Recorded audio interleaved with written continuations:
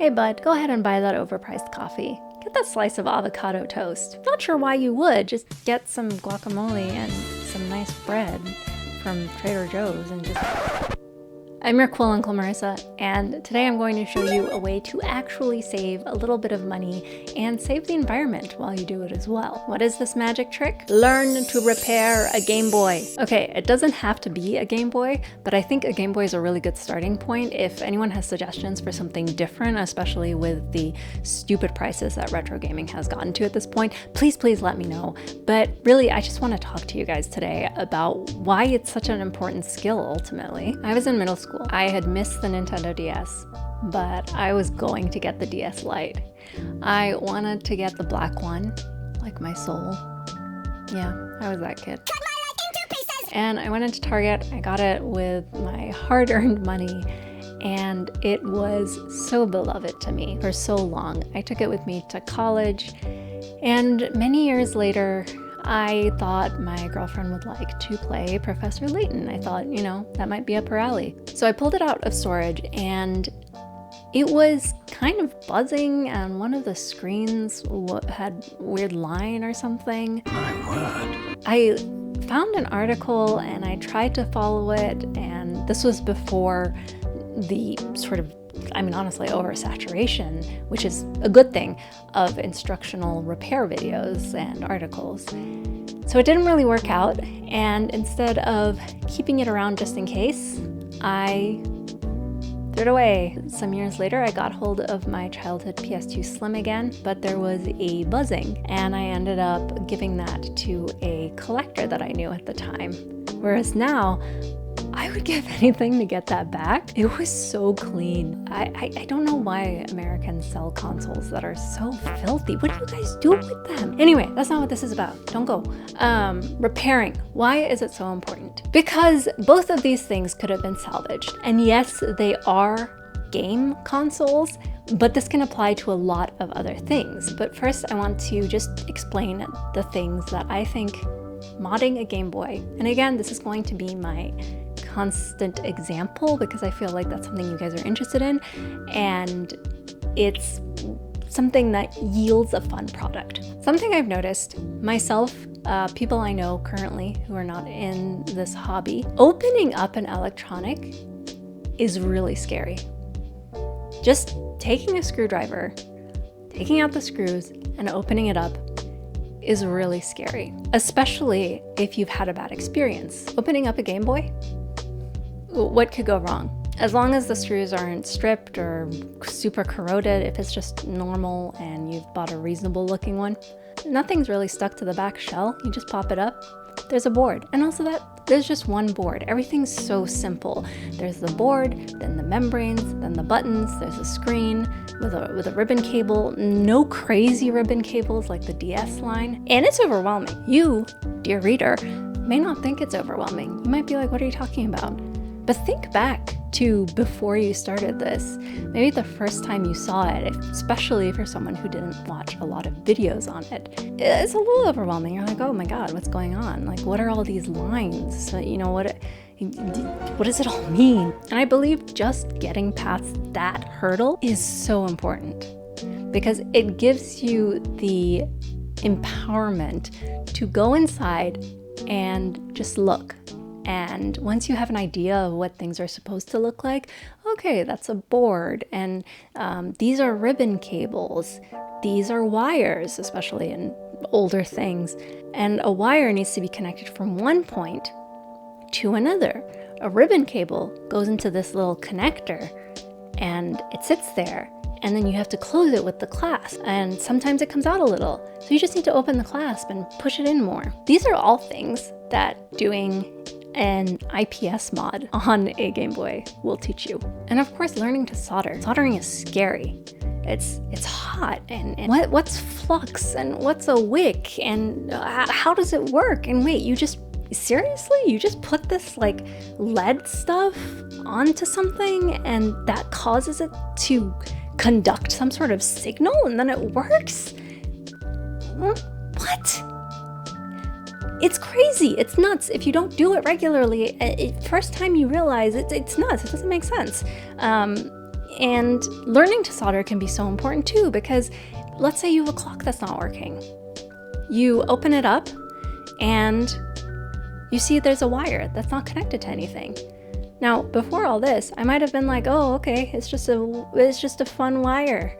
It's like the garage, it's like the used car garage fella who goes like this, but it's a wire. But now, I'm like, oh, this should be somewhere. So you look and you see if there's a spot of solder that's missing anything. There's nothing there. And you're like, okay, this reaches there. This popped off. You just put on some flux, heat up that pad, put the wire back, and suddenly this thing that you were going to throw out works. And on a much simpler level, just having that confidence, you don't even need to fix something. One thing that's been interesting on this journey and a lot of fun for me is there are things that I will have looked at in terms of modding or just going one step further on a mod that I'm at the time like, oh, I can't really do this. This is out of my wheelhouse. And then a year later, I do it. And I can do it. And the same thing will go to repairs. If it's still usable and maybe you sort of know what's going on, then you can say, hey, I'll repair it later. And by doing this, we are saving money on buying replacement things all the time. This broke, I need to replace it. No, you can just replace parts. And I think that especially now, we have this terrible culture of replacing because a lot of companies and corporations have taken away our right to repair. It used to be if your phone battery died, you'd get a new battery, you'd put it in, and suddenly your phone battery life is back to the way it was day one. Now, you can't even get to an iPhone battery. Even I got suckered in and I got a Samsung Galaxy Flip, and you can't repair anything on these things without literally taking the screen off and you have to take it in. You can't do it yourself. They've completely demolished our right to repair, and there are little ways that we can fight it. And of course, ultimately that means fewer things in the landfill too. And recycling is a sham too, even if you could recycle, because those have turned into landfills because we have so much trash. By learning a few skills, you can make things sustainable that you might not necessarily think are. And at the very least, you can have a sort of peace of mind that you can understand what is going on, even if you don't know how to repair it. And that can also help you be more informed in that if you do find someone who can repair it, you can talk to them and you can be sure they're not going to scam you or overcharge you. You know, a lot of cell phone repair shops, I've heard, do console repairs, and they end up damaging the consoles. Now, if you know what you're doing and you take it to a cell phone repair store and you have a conversation with them, what are you guys doing? What are you guys trying to fix? You might take your console back home and try to find someone else to do it. But you know, this isn't a didactic or dogmatic video that I'm trying to put out there. These are just my thoughts. And I think that if you're someone who's already in the modding community, I hope it can put your skills into a new perspective. If you're someone who's on the fence, I hope this can put into a new perspective just how much freedom it can give you once you start getting comfortable at just changing a screen on a Game Boy Color. It opens up a whole new world. But I also want to talk about the addiction to repairing. So this is a little postscript kind of, and this one is for the people who are in the community. And I was one of these people. So there was a time, I think like some years ago, where I'm gonna get this broken thing and fix it started to gain popularity. Now things are a little different. I'm talking also about gaming. I don't know how it is, for example, in the digital clock world. But before, there were people like me, where the DS Lite, you just throw it out because it doesn't work. Some people will put them on eBay, but the thing is that a lot of people don't even think it's worth going on eBay. But once in a while, people started doing that, and you would get, for example, a Game Boy that doesn't turn on for what, $20 at most? 5, 10, just ridiculous prices.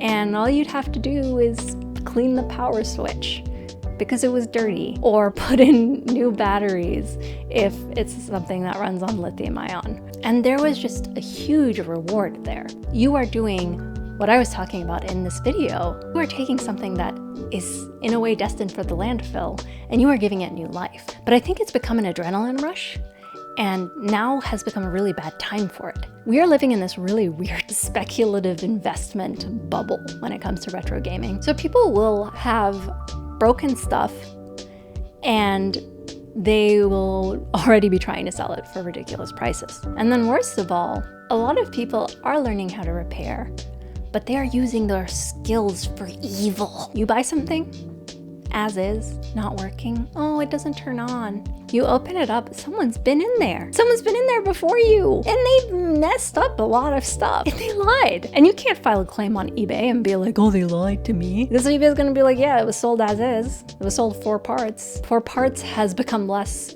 4 parts and more, I'm listing it like this so you can't return it. So a lot of people are trying their hands at repair and then lying to you. And then you buy something that is botched even further by someone's attempted repair that they did not reveal to you with transparency. And the prices are stupid. If this was $5, I'd be like, sure, whatever. Maybe I can fix your botched job, but it's not. And there's so many videos on YouTube of people being like, can I repair this Xbox 360 I found in a ditch in the middle of a flood? Oh yeah, I did it. That's just what you're seeing. And for a lot of folks who are doing this, you have to remember that this can be a source of income and that they're investing a lot of money and flipping things. So there's going to be a lot of unsuccessful stuff that you're not seeing. And as a hobbyist though, you're probably like gonna fix it and keep it.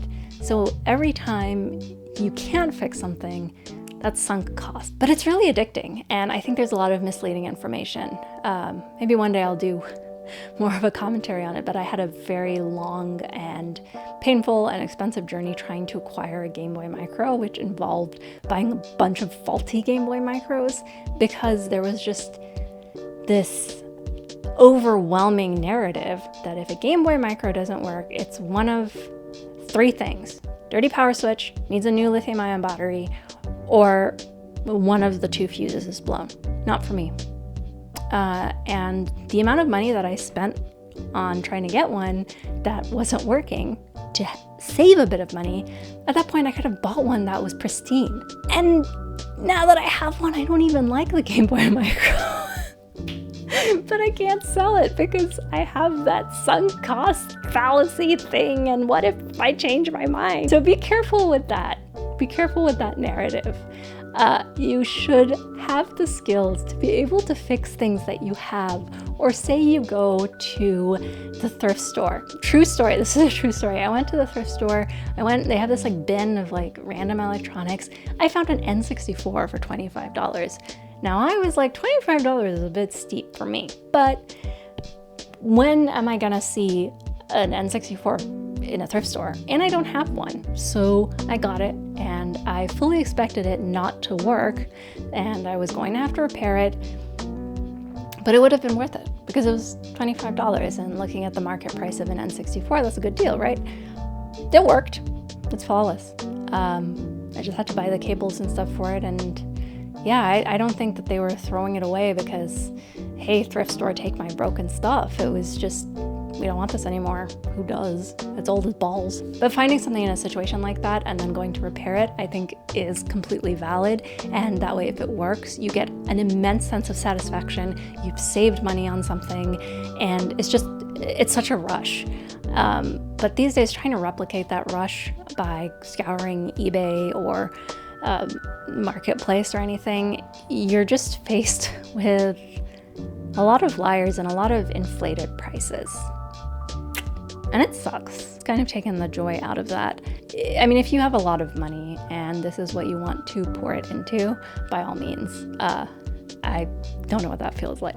So that's not the perspective I'm talking to, and this is literally a video about saving money. So always consider where you're finding something too, and how much you're paying for it. Because if someone thinks something is broken and they think it's truly worthless, it's not gonna cost a lot. If they're making you pay quite a bit for it, and they say it's broken, and there's not a lot of details, I'd be suspect. But yeah, all that to say, I hope that you enjoyed this video. It was really just me ranting, but this is something that I feel very strongly about. I think that we should be able to repair things. Things should be made to last, or at least able to last. You know, I found a digital camera from the early 2000s at the thrift store, and it still takes pictures. You know, it still does the same thing that it did back then. The same can't be said for more modern technology, which is just getting outdated at such a rapid pace because they literally commit the act of unaliving themselves. They push updates and they break your phone. And then this thing that you had that was supposed to do this like handful of things can no longer do them, but you can still play Snake on a Nokia. I've been your cool Uncle Marissa. I hope that this video was inspiring and perhaps you've got something that's not quite working the way it should be and you are motivated to fix it. Maybe not right now, but to work up the skill to do so eventually. And I hope I have instilled a little more wariness of those 4 parts listings on eBay in your little hearts. But otherwise, know that you are always welcome at Cool Uncle's house, and I will see you in the next one.